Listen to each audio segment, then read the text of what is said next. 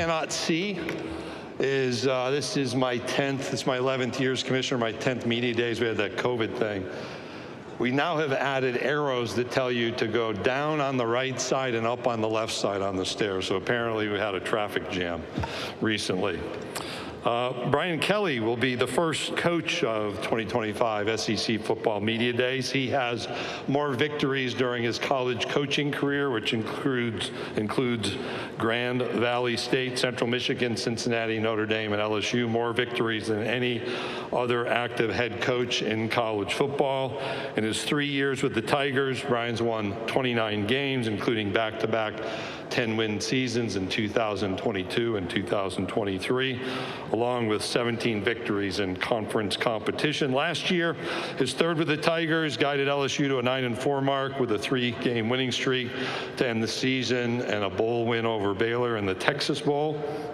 He's a native of Everett, Massachusetts, a 4-year letter winner at linebacker and 2-time team captain at Assumption College.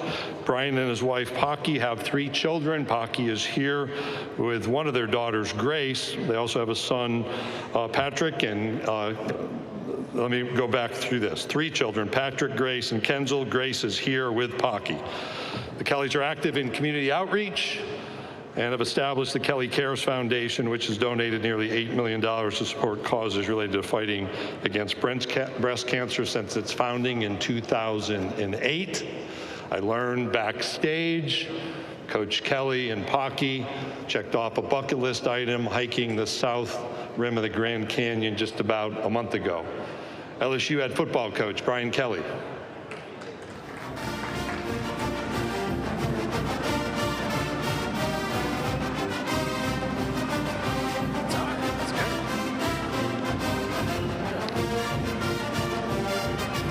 I'm not starting until that's over. Go Tigers. Love it. Well, welcome. It's an exciting part of this month because we're close to football season. And clearly, as a football coach, we love this part of the year. I think what stands out to me is that when I get this opportunity to talk to everybody, it's really about generating the continuous excitement from our fan base for LSU football. We have an incredibly passionate fan base. We've sold over 75,000 season tickets. We lead the country in season ticket sales. And so as we get close to the season, you know, you get these opportunities in front of the media, and I know you want to talk specifics. You want to talk about some of the hot topics that are confronting us. What confronts me is how we continue to generate the incredible support. And that means what are we about to do? And that is continue the vision of graduating champions at LSU. Every single day, that's what we talk about. I know you find that hard to believe in a sense, but that's what we talk about. We are still college. This is still about college. This is not the NFL.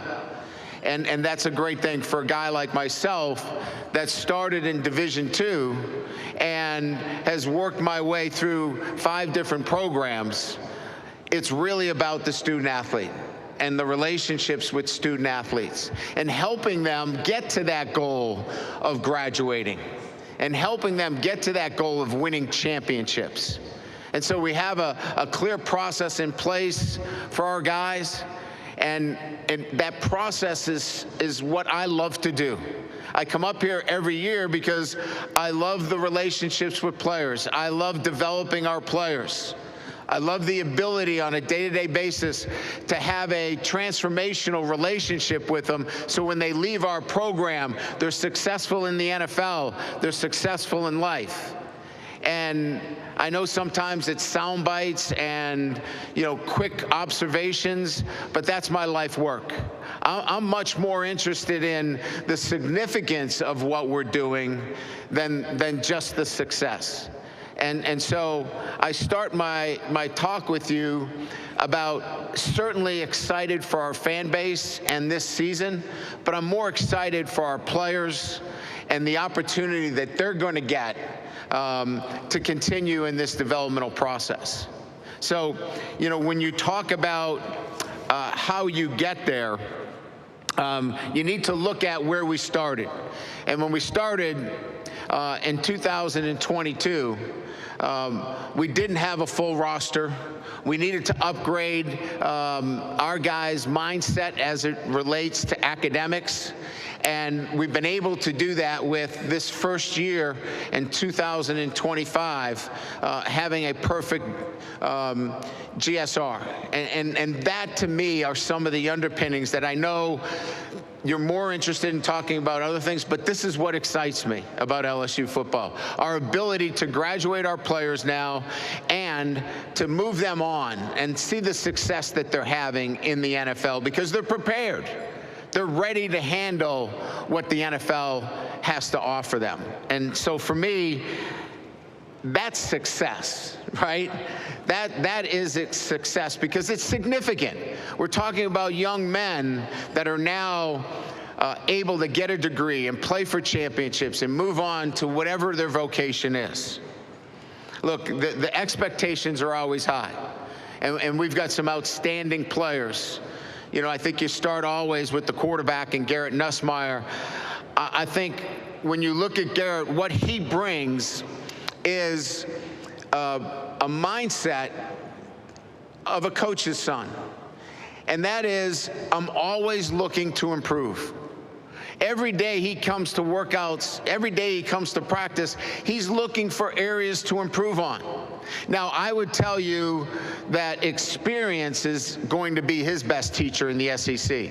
Having obviously played a year in the SEC and has seen what needs to happen on a consistent basis is most important, but he brings that individual trait that coaches love because he wants to be taught. He wants to be coached. He wants to be coached hard. He wants to be coached in a manner that gets him to be the best version of himself. And I love that about Garrett. You know, we've got Whit Weeks here today. You know, Whit is our driver. He brings the passion. But passion without focus is irresponsible, and he's not that. He's got incredible focus. He's got incredible passion, and it rubs off on our entire defense. And he wants to obviously outplay his brother West Weeks, who's a pretty darn good player as well. But now add Harold Perkins back to the mix, who was out with an ACL last year, a player that can make plays all over the field, and it gives us an incredible linebacker group. And Chris Hilton is with us today as well, and I want to say, you know, Chris had a very difficult injury last year, one that really didn't allow him to be the player he is. He runs 22 miles an hour. He's a guy that can go get the football. He can change games, and we didn't have him virtually the entire year. And that was frustrating to him, and it was difficult for him. But he fought through it. He had a great end of the season for us.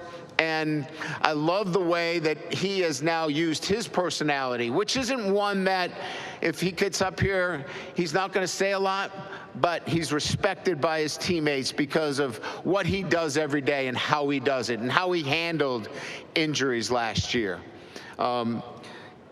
Many of you know that we went into the transfer portal to really build depth, championship level depth across the board. You know, guys like Patrick Payton from Florida State, Baron Brown from Kentucky, Nick Anderson, Jack Pyburn, Bauer Sharp, just to name a few. Mansour Delan at the safety position and corner position. I could go on, and I've missed some of them, and I'll make sure that when I get to some of these other locations, I bring their names up as well, because so many of them are deserving to be talked about. But what I want to finish with, and more importantly, is that LSU offers the most incredible game day experience in college football. And we do pretty darn good in baseball. We do pretty good in gymnastics. We do really well in all of our other sports, but the game day experience at LSU is incredible. And it's because of our fans. They're so passionate and so knowledgeable. When you go into that stadium, they are watching the game. They are following every play. And that, as a football coach, that's the captive audience that any speaker wants, that any teacher wants. It is such a captivating audience, and they are so passionate about LSU football that they've delivered for us. As you know, I had $1 million gift, my wife and I, to help support our NIL. That was a lead gift because I knew how passionate our fan base was. We had 1,600 supporters follow that up. That raised that number to about $3.5 million. That's the kind of passion that we have at LSU. It comes back to the one goal that I started with, and that is we want to graduate our players and play for championships. And whether it's on the field, in the classroom, in the community, it's developing great young men on a day-to-day basis. And that's the significance for me.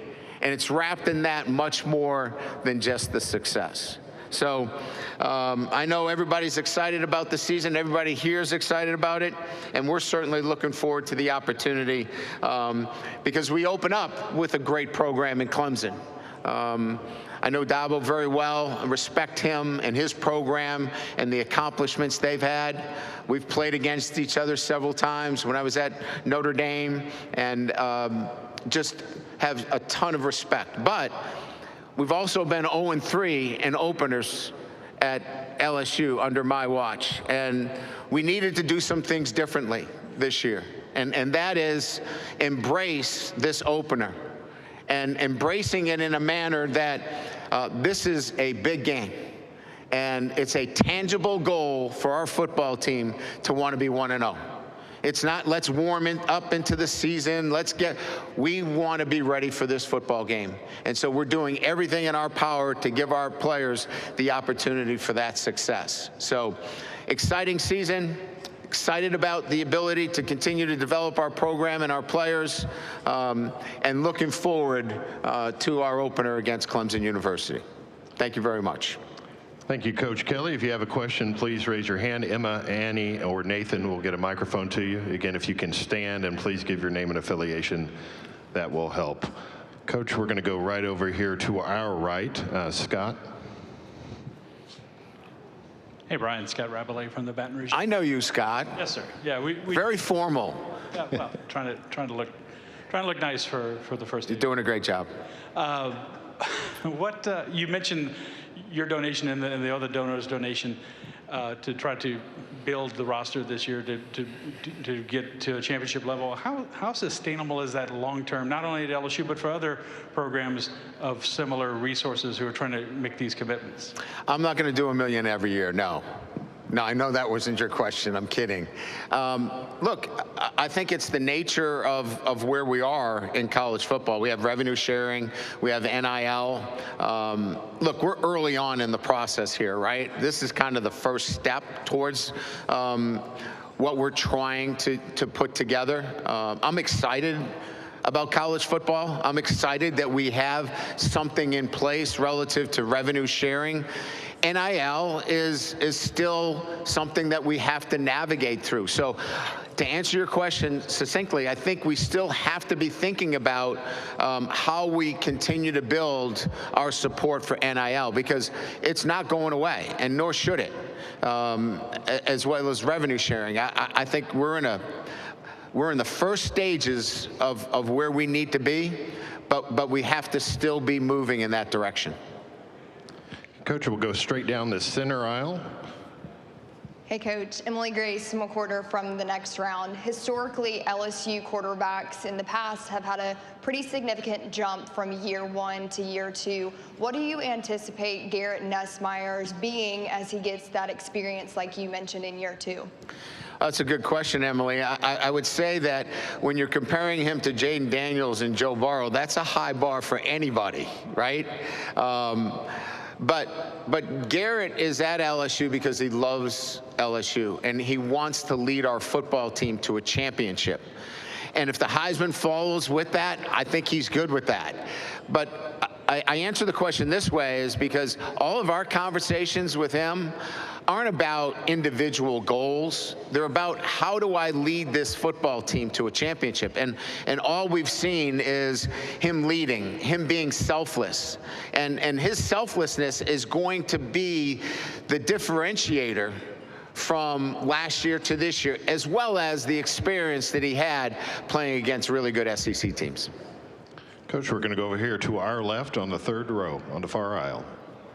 Jonathan Williams with the On SI Network. You've had some really successful offenses during your time at LSU. I'm curious to hear what you want, some improvements you want from your defense this season, though.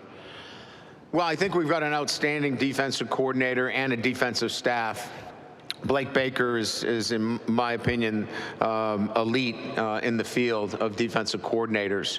We needed to give him some more tools. And look, I've been the head football coach at LSU, and I know that we have not played the kind of defense necessary to win a national championship.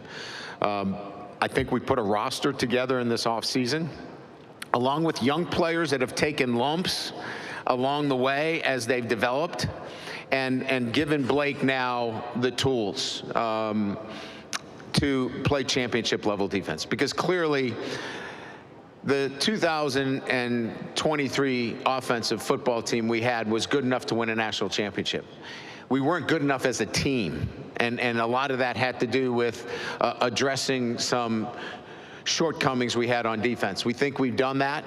I love our roster. I love our team and the way they interact, the camaraderie of our group, the seriousness and focus, their intent. So I think we're going to have a defense that is going to be representative. And look, anytime you go on the road and play a team like Clemson, you better bring a defense with you. Coach, we'll go right down in front of me in the second row. Tom. Coach, really sorry about the bad advice on the elevator. Listen, I'll tell you what, this is a massive undertaking from where I've been over the last couple of years. He's referring to, I got lost yesterday for about an hour in the Omni. I worked my way out of it, and I blamed you. Just for a small part. Tom Murphy, Arkansas Democrat Gazette. LSU's traditionally played in-state schools. I wonder what you think the benefits and maybe any, bad points to doing in-state schools in football. Well, when you're trying to balance a schedule, and I've been a proponent of playing the toughest schedule that we can relative to the SEC, there needs to be balance to your schedule as well, because you're looking at opportunities you want to give to your players. You want them to play for championships too. So you don't play 12 SEC schools. So now you're open with 2 opportunities. And in the state of Louisiana, we have such a passionate base. Why not play the schools from your own state and share in the revenue? Share around. If we're going to have to pay somebody to come in and play us, why not pay your in-state schools and take care of them? And we've got some great schools. We're going to play Louisiana Tech in Southeast Louisiana this year, and we're excited about those. So it's really about sharing with those that are in the state and balancing the schedule. Coach, we'll go straight down that main aisle, just over to the right. Coach, Mike Griffith, Atlanta Journal-Constitution. Hi, Mike.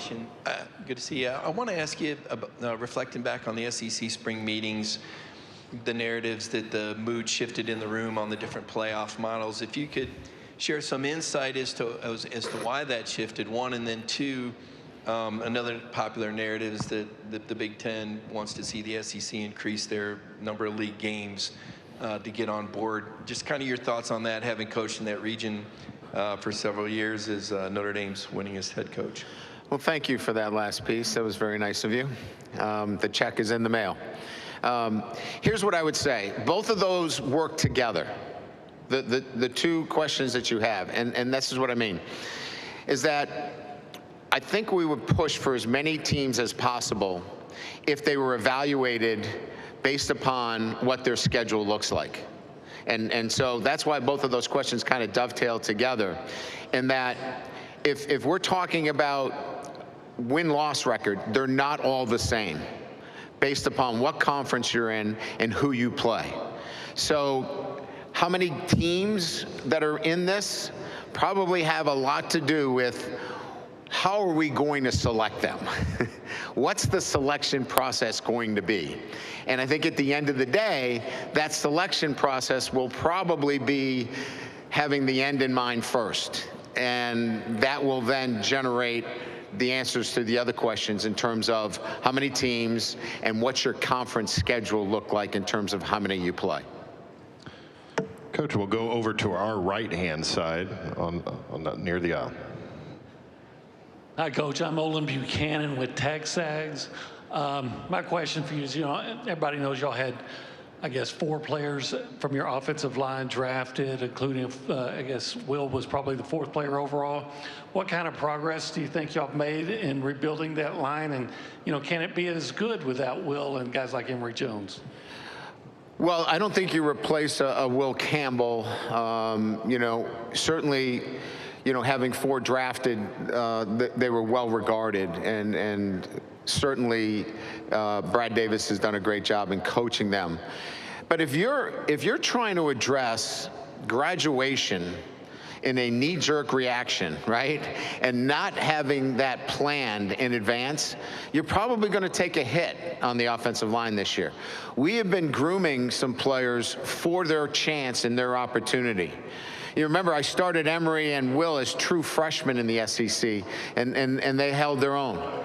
We think we've gone a step further, that we don't have to start a true freshman this coming year, but guys that we've developed. And then, as you know, we went into the transfer portal, brought in Braylon Moore at center, Josh Thompson, some veteran guys from the Big Ten and the ACC who have been in the wars.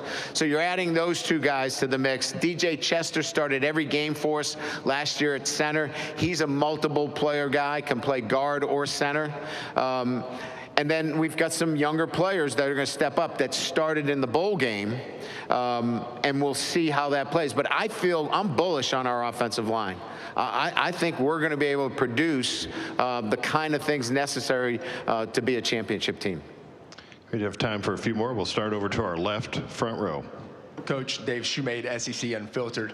It seems from like a 35,000-foot view, but there's been a little bit of a philosophical change a little bit over the past years from a positive perspective. You get the transfer portal class, hire some phenomenal coaches, some support staff members. Just feels like there's some good vibes around the program, just wholly. Can you talk a little bit about your relationship with Associate AD, GM, Austin Thomas, and how your day-to-day working relationship has been with him in the past year and a half since he's been back in Baton Rouge? Yeah, I think Austin has done a terrific job in this kind of new order that we're in. Brings a lot of experience being at multiple schools in the SEC. His ability, he's extremely bright and innovative when it comes to, the revenue sharing plan that we had in place, and certainly NIL. But he also knows it's about surrounding himself with great people as well. And I've given him the opportunity to go out and do that. And we've hired some great people that will help in personnel, in recruiting. We've hired some great people in our player dev area that will keep the players. Retention's important as well. Retention is key. And then somebody that can also assist him with contracts and the day-to-day, because he's involved in a lot. So I've got a great relationship. It's new for me, right? I've never had a general manager, but I thoroughly enjoy the relationship and really the ability for both of us to grow and learn as we go through this exciting new part of college football. Okay, we have time for 2 more. We'll go straight ahead of me, about midway back. Coach Philip Marshall, 247 Sports. You're one of the fortunate ones that has a veteran quarterback this year.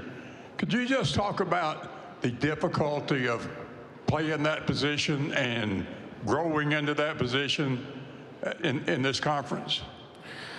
Yeah, I can't underestimate how important the development was, and I think you all saw it.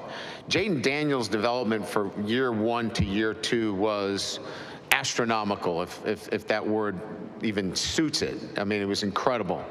Garrett Nussmeier will have a similar jump. It's because you go on the road and it's sold out. You play teams that are so well coached and so balanced and have great players that you have no choice but to learn, develop, and get better, or you're going to be left by the side. And so that's why I'm so confident that experience in this league at the quarterback position is the most important thing. Could you come in and play as a freshman? Absolutely. But there are going to be those moments where you look like a freshman. You look like a first-year player. Garrett will tell you that. And he wasn't a true freshman. He had seen it. He had been there. But being on the field in those situations when everything around you and your best is needed, you need experience. And that, to me, is why he's going to be very successful. Coach, we'll take one final question to a section to our right, about 3/4 of the way back. Hey, Brian, Ben Portnoy from Sports Business Journal. You talked a little bit about how we're sort of still in this new stage and new iteration of yes. college football, college sports look like. When it comes to just broader governance, whether it's the NCAA, College Sports Commission, whoever it is, I guess, what is it that you want to see from those in charge leading college sports, of whether it's structure, whether it's consistency in rulings? I guess, what do you want to see from the governance piece as a football coach? Transparency and consistency. Those two words are probably the most important thing as we continue to move forward. Now, other things, we would like federal government involvement. I got the Christmas list here. I could give you all those things. But if we start with transparency and we start with the clear communication that is necessary and consistency in approach, look, I know this might not be what you were asking, but it's got to start with coaches. It's got to start with us. I mean, we have to be the stewards of this. There has to be a moral high ground. There has to be ethics in this. And it starts with us. It starts with coaches. If I was at a speaking engagement a few weeks back, and every question about the NIL was trying to find a way around it. Trying to find a way to bring in revenue in some other force. Sooner or later, we've got to take the stand that transparency, consistency, ethics, and morality are at the core of this. If that's where we're at, we're going to be able to move to that next step and continue to make progress. Thank you very much. Thank you, Coach Kelly, for your time.